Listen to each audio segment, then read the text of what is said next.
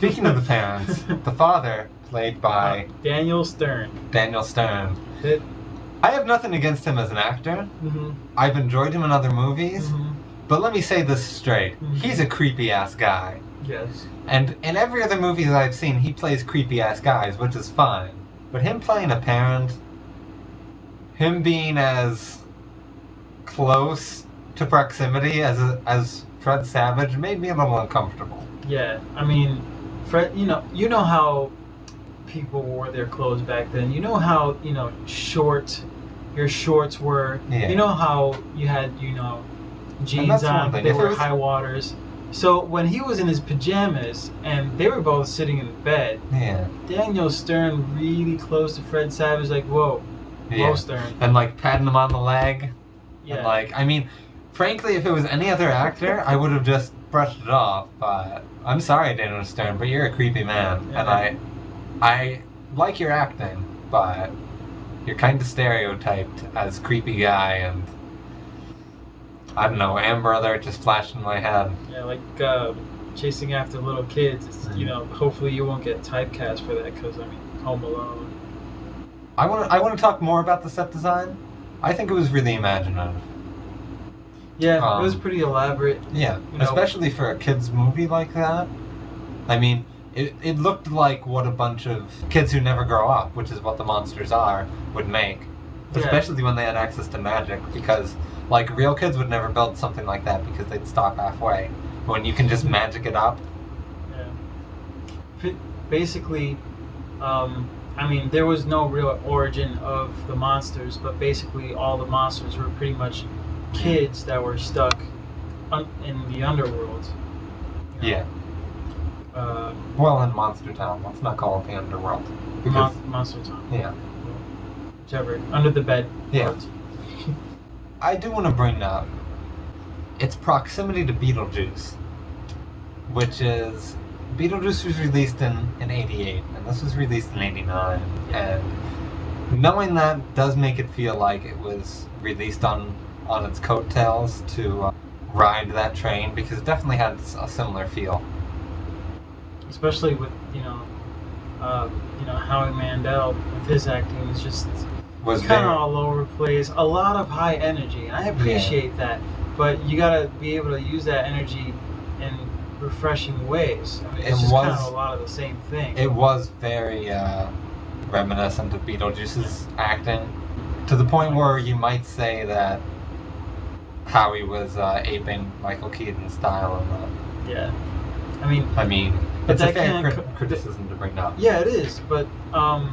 I always gotta mention that can't be entirely his fault, because Beetlejuice did make a lot of money. Yeah. And it got a lot of good reviews. It was high in popularity. You got Tim Burton making it, and I said Burton. Yeah. Tim Burton. Sorry, Tim. I am not editing that out. That is too funny. Thanks for that. No problem. Anyway, I'm gonna finish my point. The director or the actors don't always have their creative choice in the movie. Yeah, they might have. They have to make some changes according to what the producers want. And if the producers want a Howie Mandel monster, Beetlejuice-esque type of character in their movie so they can make some money, then, the actors and directors might not have any say in the matter. Yeah. I noticed some stuff in the Wikipedia pages I want to bring up. Apparently there's a lot of differences from the original script, which was a lot darker, which is frankly saying something, because I think this movie was pretty dark. Yeah, it did get pretty dark. Apparently Howie described his life a lot more as a kid, like before he got turned into a monster. Like, as in regretting that he became a monster to begin with, which would make the character darker. And the movie, he only had the one line, at least you have a family.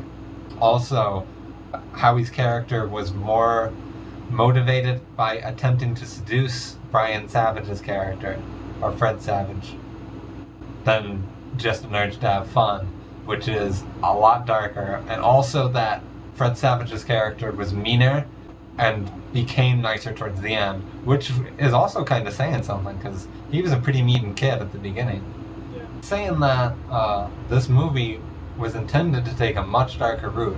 In fact, I'd almost want to say that if the original script was a book instead, I would kind of like to read it just to know how dark it would have gotten, because the concept is really viable and really good. I mean, the concept of kids getting turned into monsters to wreak havoc on and prank other kids and never lose their childhood. Oh, it also says that Boy, the character who was pretty much running everything, was a kid, like an actual boy, that had a puppet, and that he acted like a kid, not like a demon who was pretending to be a kid, which makes the whole thing a little bit darker, because like in the movie, at first he's kind of creepy and you don't really know what's going on because he looks like a kid, but then, oh look, his skin gets torn away, he's really a monster underneath, he's clearly a bad guy. Whereas leaving Boy as a kid in appearance and demeanor would have made him more ambiguous as a character. Do you have any thoughts about any of that? Or I'm just kind of learning from what you just said. Yeah, I think you just summed it up. Okay. But from what I got from that is that I think that there were heavy decisions made, not just to not make this darker, but to market it towards kids. Yeah. Because it's, I mean... I agree. I mean, it was pretty dark already, but if the original script concept had carried through, it would have been even darker. Yeah, it really, I mean, it wouldn't have worked. It wouldn't have worked. It wouldn't have worked as a kid's movie. Yeah, as a kid's movie. Well, I mean, unfortunately, in the 80s, they were just really, there's too many strings attached to scripts, movie scripts, where everybody just wanted to do something different. And unless you were really independent, you couldn't do your own thing. Yeah.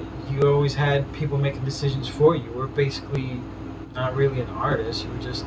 Well, I wouldn't go so far as to say that. I mean, producers and directors and such still had creative control. I mean, yeah, they were stifled somewhat, but it's not like it was the Inquisition and the producers were constantly there. Oh yeah, I mean, but if somebody, you know, I mean, I'm just saying you're making it sound a little extreme. Maybe, probably. It's also probably because I'm tired, but I'm still just gonna push this through. Okay. But to elaborate a little more on that, some staff under a project don't always have, you know, control when they probably should. But since this was a movie made in '89, pre-90s, to have this movie exist, translated from the original script, it would not have worked at all. Yeah. People would have denied it left and right. Yeah. Theaters wouldn't have shown it. Yeah, it would have been too dark to be branded as the kids' movies. Yeah. Well, because definitely back then, movies were defined by their audience. Mm-hmm. I mean, nowadays you can get away with, you know, a family film that can be everything. Nowadays movies are trying to be everything a lot more, whereas back then you had sports movies, you had comedies, and you had adult comedies and child-friendly comedies. You had kid movies and you know, romances, and they all tried to be just what they were, which is not necessarily a bad thing, not necessarily the best thing, but with a movie like this, the way people looked at it is it's trying to be a kid's movie, it's got to be a kid's movie, and it can't try too hard to be something else. We want it to be original, so let's do some original things, but it's still a kid's movie at the end of the day. My final thoughts are, this was a actually pretty good trip down memory lane. Seeing it again was pretty refreshing. It was enjoyable. I did not like the acting. I did not see a chemistry between the actors at all. Maybe just between the kids, but not between the grown-ups and the youngins. I did like where the story went and how the plot developed. Still would not suggest it to kids. What would you say your age range would be like? I think this What's age too range. young? I think too young would be. Hit Girl shouldn't see this movie. Hit Girl's 11 in the movie. She's 10 in the comic. Anyway, my final thoughts. This was a really fun movie, a lot more fun than I expected it to be. I enjoyed a lot of it, and I had fun. And frankly, I don't have fun during every movie I see, so you can't really knock completely a movie that you have fun with. And that's all I gotta say. Good night, YouTube. See you next time.